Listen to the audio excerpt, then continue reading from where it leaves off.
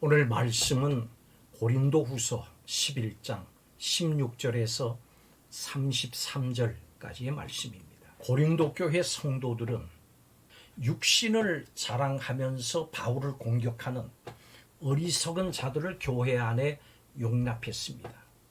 이에 바울은 자신도 육신으로 이야기하면 이스라엘인이고 아브라함의 후손이라고 하면서 그리스도의 일꾼으로서 감당한 수고와 고난을 말하고 있습니다.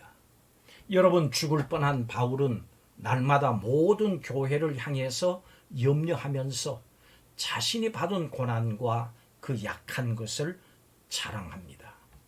바울은 거짓 교사들의 비난대로 비겁하거나 나약한 사도가 결코 아니었습니다. 당시 예루살렘 교회의 유대주의자들을 비롯해서 유대주의자들을 비롯한 거짓 교사들로부터 바울은 심한 공격과 배척을 받았고 또 그러한 수모를 다 당하면서도 자신을 위해서는 자랑하기를 삼가했습니다마는 바울은 결코 약한 사람이 아니었습니다. 특히 바울을 비난했던 대적자들과 비교를 해도 결코 바울은 약한 사람이 아닙니다. 바울은 혈통적으로 8일 만에 할례를 받았고 이스라엘 족속이고 베냐민 집하고 히브리인 중에 히브리인이고 율법으로는 바리새인이고 심전 열심으로는 교회를 핍박하고 율법의 의로는 그야말로 흠이 없는 자였습니다. 그런데도 불구하고 바울은 자신의 약함을 자랑으로 여겼습니다. 바울과 같이 위대한 사도가 스스로 약한 것을 자랑한 이유는 물론 예수님과 복음을 위해서 이를 회방하는 거짓 교사들의 교만을 지적하기 위한 것이었습니다. 그렇지만 바울이 자랑하는 바 약함은 그런 표면적인 이유를 넘어서 더 깊은 의미가 담겨 있습니다. 그 의미를 두 가지로 살펴보겠습니다. 첫째로 바울이 자랑하는 바 약함은 하나님 앞에서 약한 존재라고 하는 의미입니다. 바울은 다메섹 도상에서 철저하게 좌절하고 회심하기 이전에 어느 누구보다도 강한 유대인이었습니다. 어느 누구보다도 강한 유대인이었습니다. 학벌에서나 가문에서나 로마 시민권을 가진 신분에서나 바울은 모든 것을 가진 자였습니다. 그렇지만 그는 다메섹 도상에서 자신이 가진 학벌, 문벌, 신분 이런 것들이 아무 소용이 없다고 하는 것을 알았습니다. 그래서 바울은 회심 후에 이전의 모든 것들을 배설물로 여긴다고 고백을 했습니다. 결국 바울은 회심 후에 하나님을 전적으로 의뢰할 때 이전의 자랑거리들이 아무런 소용이 없다는 것을 깨달은 겁니다. 이런 자각은 하나님을 전적으로 의뢰하게 합니다. 바울이 사도로 부름을 받은 일이나 또 이방을 향해서 나갈 수 있도록 인도하신 분은 하나님이십니다. 하나님 은혜가 아니었다면 바울은 결코 위대한 사도가 될 수 없었을 겁니다. 그렇기 때문에 바울은 하나님 앞에서 언제나 하나님을 의존해야 하는 나약한 종에 불과했습니다. 인간은 모두가 다 하나님 앞에 설 때 연약하고 부족한 존재입니다. 인간은 하나님의 도움이 없이는 한시도 살아갈 수가 없습니다.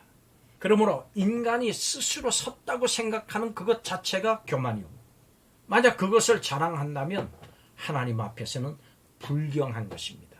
그런 맥락에서 고린도 교회의 거짓 교사들은 교만했고 또 하나님 앞에서 불경죄를 범했습니다.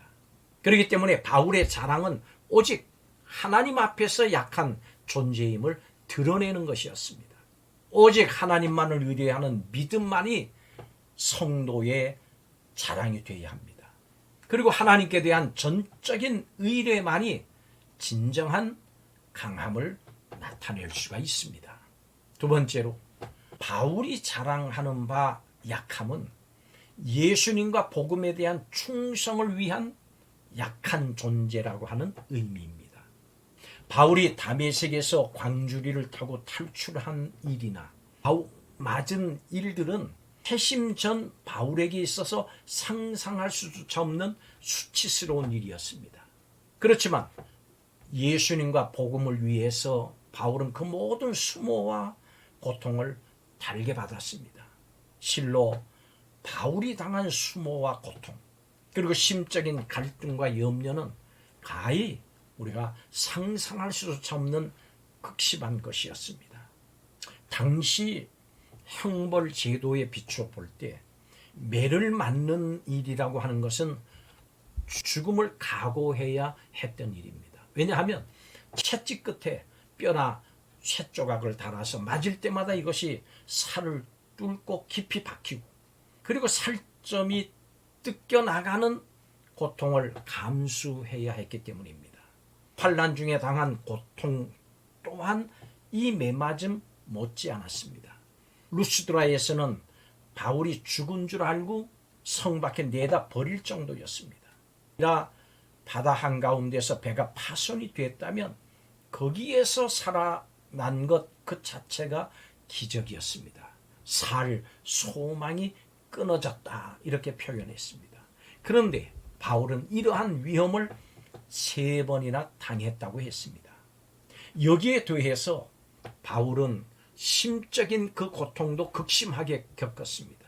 현재 편지를 쓰고 있는 고린도 교회의 위기로 말미암은 염려를 비롯해서 동역자의 안전을 위한 염려, 혹은 자신이 전도한 교회들에 대한 염려로 바울은 한시도 마음 놓을 날이 없었습니다. 이렇게 안팎으로 바울을 괴롭혔던 환난의 삶 속에서 바울은 복음 전파를 위해서 하나님을 의지하지 않을 수 없었습니다. 바울은 오직 믿음으로 예수님과 복음을 위해서 그 모든 환난을 견뎌냈습니다. 그리고 그 환난 속에서 바울은 자신이 한없이 약한 존재인 것을 절실하게 깨달았습니다. 그에게 주어진 복음을 위해서 헌신하는 일 외에는 자신을 구할 수 있는 방법이 없다고 생각을 했습니다. 그리고 그 생각은 맞는 생각이었습니다. 하나님께서는 바울을 통해서 이루실 계획이 있었습니다. 이렇게 연약한 인간이 하나님 앞에서 자신을 보존하는 길은 뭘까요? 그것은 오직 예수님과 복음 전파를 위해서 헌신하는 일입니다. 인간은 본래 하나님 앞에서 연약한 존재입니다. 그렇기 때문에 인간은 하나님께 의뢰해서 살아갈 수밖에 없습니다. 그리고 하나님께 의뢰하는 그 삶은 예수 그리스도와 복음에 헌신하는 일입니다. 그러므로 오늘날 우리 성도들이 하나님 앞에서 취해야 할 태도는 이미 정해져 있습니다. 성도는 자신의 연약함을 강하게 하시고 그 자신의 연약함 가운데서도 역사하시는 하나님께 감사해야 합니다. 더 나아가서 성도는 바울이 약함을 자랑함으로 복음의 능력이 더 크게 나타났다고 하는 것을 알아야 합니다. 만약 바울이 자신의 강함을 자랑했더라면 복음을 증거하는 자로서의 자랑은 줄어들 수밖에 없었을 겁니다.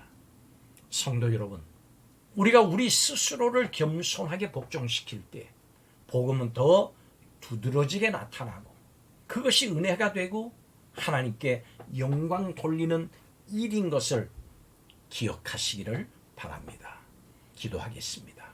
예수님과 복음을 위해서 내 자신의 강함이 아니라 약함을, 자신의 강함이 아니라 약함을 자랑한 바울을 본받는 성도가 되게 하여 주옵소서.